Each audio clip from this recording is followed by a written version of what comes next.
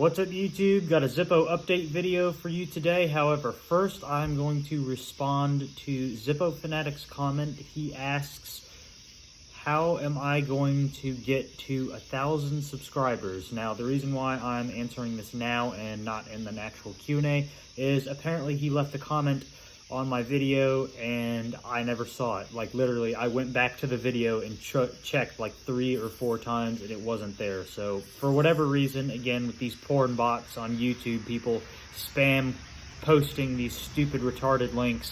It causes the computer system to delete some comments actually that should not be deleted, like his. But he asks, how are you going to make it to 1,000 subscribers?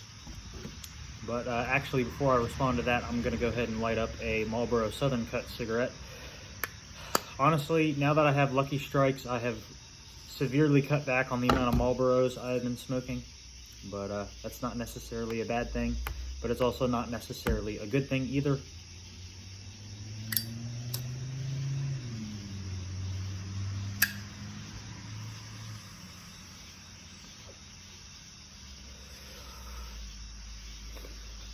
Okay, those Lucky Strikes have spoiled me because this, honestly, it still tastes good and it's a very enjoyable cigarette. It's still my favorite Marlboro out there, but it's just not as strong. It doesn't have as much of a punch to it anymore.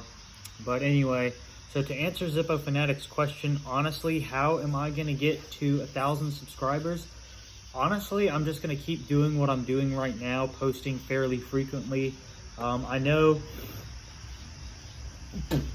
as of currently, my audience still, I'd say about half consists of people using Zippo lighters and half of people who enjoy cigarettes and enjoy tobacco, using tobacco.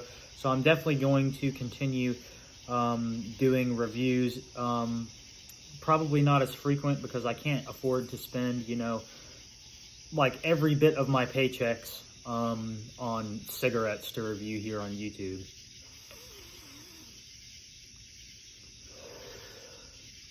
But yeah, basically what I plan to do is just continue doing what I'm doing Zippo videos, doing cigarette related videos, and maybe even some like cigarette news, like that video I posted last night.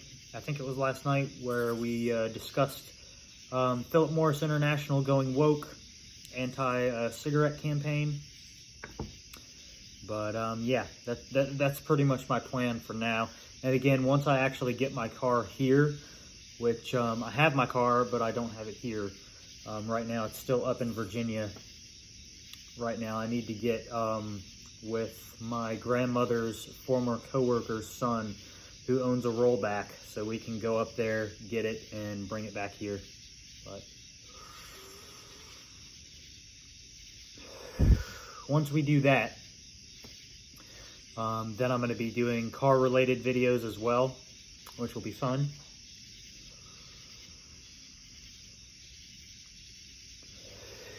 But anyway, the main subject of this video is just an update on my Purple Abyss lighter. Still carrying it. It's my EDC right now. But what I decided to do, since I've only been carrying it for a day, I found out that I had one non-used brass insert left from that when I mailed in like 10 Zippos or whatever that I needed fixed. So I went ahead and put a brass colored insert in there, and I just like it better. Like, this just honestly looks better to me with this purple lighter than the regular steel colored, but that's just me. I just really like the goldish color with purple.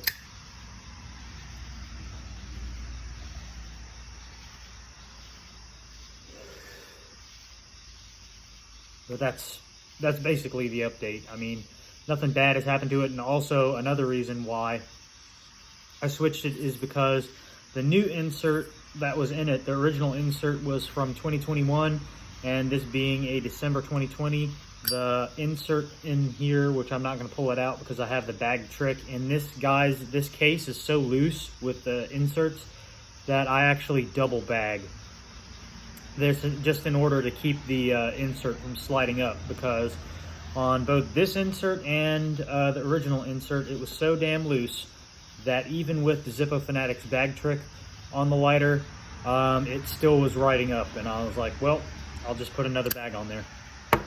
And that fixed the problem. But at this point, I use the bag trick religiously now, because it saves me money and it saves fluid, so.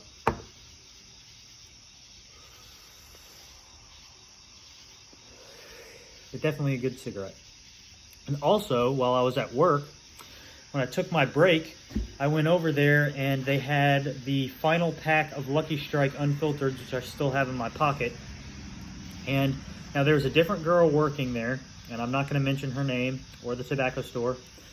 And she told me, because I just started up a conversation with her on our break, and we wound up talking for like 25 fucking minutes. So I only had like 5 minutes left of my break to actually go eat lunch. But I started talking to her, and the first thing I asked was, so what's the actual price of these that they sell them for retail?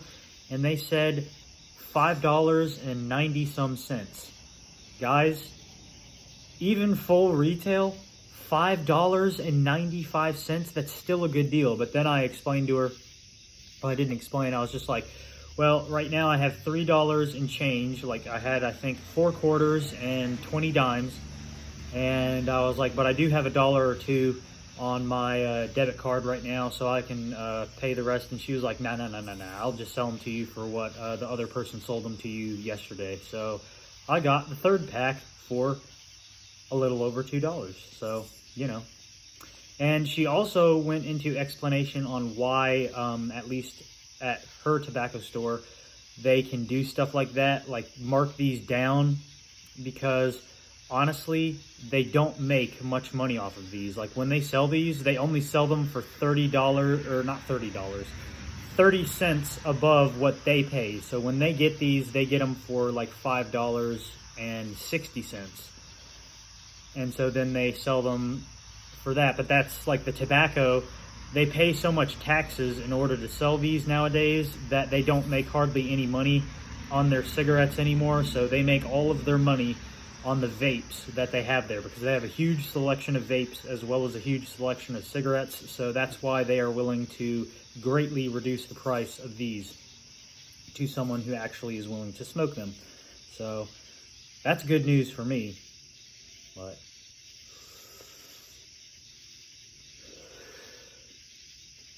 yeah, so a very, very good tobacco store. Much better than the Walmart.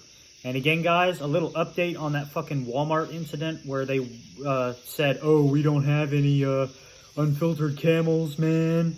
Well, I went back in there 2 days after my friend was in there and tried to ask for some of them to get them for me. And guess what I saw?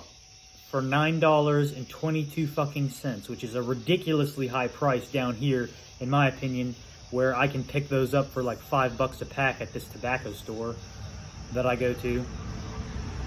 But sure enough, they had the unfiltered Camels sitting right there.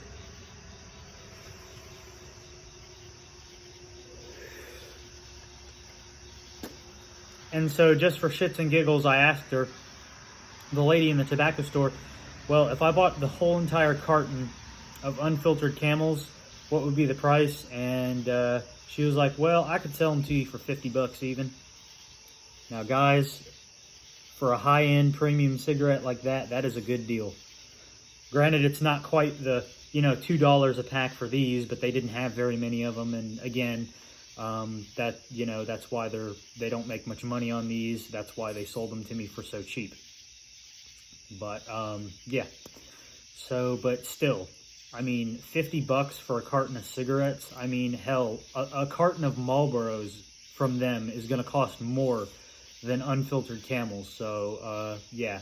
And also, what I also did is, since I was in there, I asked her, okay, how do I put a customer request in?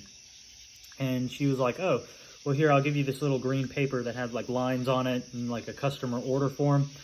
I wrote down Philip Morris Commanders.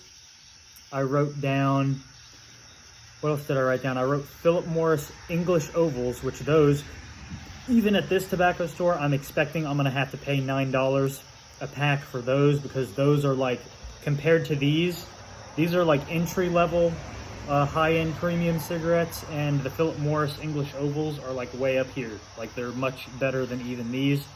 And I also asked for Chesterfield unfiltereds as well. So I gave her a list of 3 for now to ask for, and she said, well, first thing I come in tomorrow morning, I'm gonna call up my vendor, see if they have them. I'm expecting they will at least have either the Chesterfield unfiltereds and the Philip Morris Commanders, most likely. However, the English Ovals, I would not be surprised if I am not able to get them, because the only place, again, like even on YouTube that I've seen them is Nick the Smoker's video, and he mentions they're like one of his all-time favorite cigarettes, and that's in Chicago where he got his. So honestly, I'm guessing Philip Morris only, you know, relegates those to, you know, high-paying cities and stuff like that with a lot of people, because again, not many people smoke unfiltered cigarettes anymore. Like, everyone who still smokes cigarettes smokes filtered.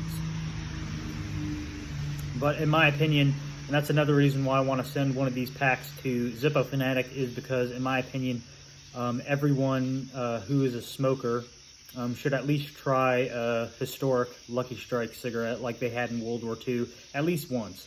Granted, these are harsh. They will kick you. And that's the thing, like even in the back of your throat, me being a smoker who's used to American cigarettes with like all the tar, all the nicotine, like this, it kicks you in the back of the throat. I mean, I'm not gonna lie to you. But me personally, I kind of enjoy it. Like I enjoy a harsher cigarette. But that's just my palate taste. But anyway, guys, that's gonna be the video.